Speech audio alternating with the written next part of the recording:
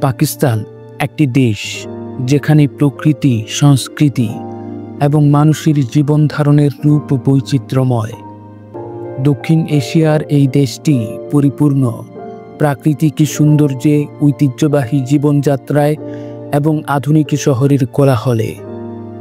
পাকিস্তানের ভূমি যেন একটি ক্যানভাস, যেখানে আঁকা হয়েছে মরুভূমি, পর্বতমালা, নদী এবং সবুজ উপত্যকার অপূর্ব রং। উত্তরে রয়েছে হিমালয় এবং কারাকোরাম পর্বতমালা, যেখানে কাশ্মীরের উপত্যকা এবং হুঞ্জা ভ্যালির মতো স্থানগুলো পৃথিবীর স্বর্গ হিসেবে পরিচিত। গ্রীষ্মে এই অঞ্চলগুলো শীতল এবং সবুজে পরিপূর্ণ থাকে, আর শীতে বরফে মোড়া। দক্ষিণে সিন্ধু নদীর সমতল ভূমি এবং মরুভূমি যেন একেবারে বিপরীত দৃশ্যপট।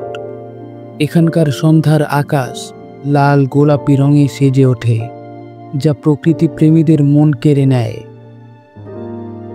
পাকিস্তানের মানুষের জীবন ধারণের মধ্যে রয়েছে গ্রামীণ ও শহুরে জীবনের চমৎকার সমন্বয়। গ্রামের মানুষদের জীবন সহজ সরল এবং প্রকৃতির সঙ্গে একাত্ম। তারা কৃষিকাজ, পশুপালন এবং হস্তশিল্পের মাধ্যমে জীবিকা নির্বাহ করে। অন্যদিকে করাচি, লাহোর এবং ইসলামাবাদের মতো শহরগুলোতে আধুনিকতার ছোঁয়া রয়েছে। এখানে উঁচু দালান, ব্যস্ত রাস্তা এবং আধুনিক জীবনযাত্রার প্রতিচ্ছবি দেখা যায়। লাহোরকে বলা হয় পাকিস্তানের হৃদয়, যেখানে ঐতিহাসিক স্থাপত্য এবং জীবন্ত সংস্কৃতি মিলে এক অনন্য পরিবেশ সৃষ্টি করেছে।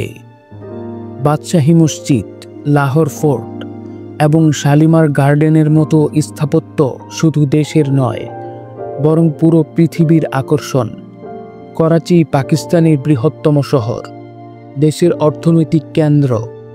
এর সমুদ্রবর্তী এলাকা এবং রঙিন বাজারগুলো শহরটিকে অনন্য করে তোলে।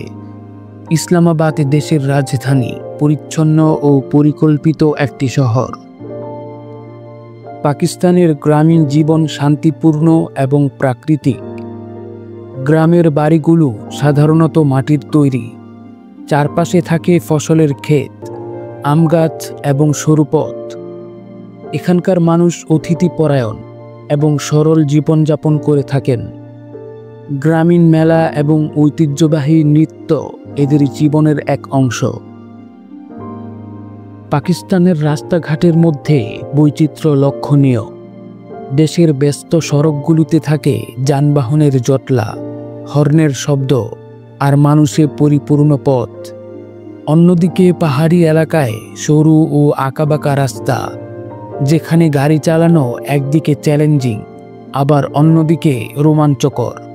গ্রামীণ পথগুলো সরল এবং ধূলিময়, তবে প্রকৃতির সঙ্গে ঘনিষ্ঠ। পাকিস্তান তার প্রকৃতি এবং সংস্কৃতির বৈচিত্র্যের মধ্য দিয়ে এক অসাধারণ অভিজ্ঞতা দেয়। দেশটির প্রকৃত সৌন্দর্য কেবল চোখে দেখার জন্য নয়, বরং হৃদয়ে অনুভব করার জন্য।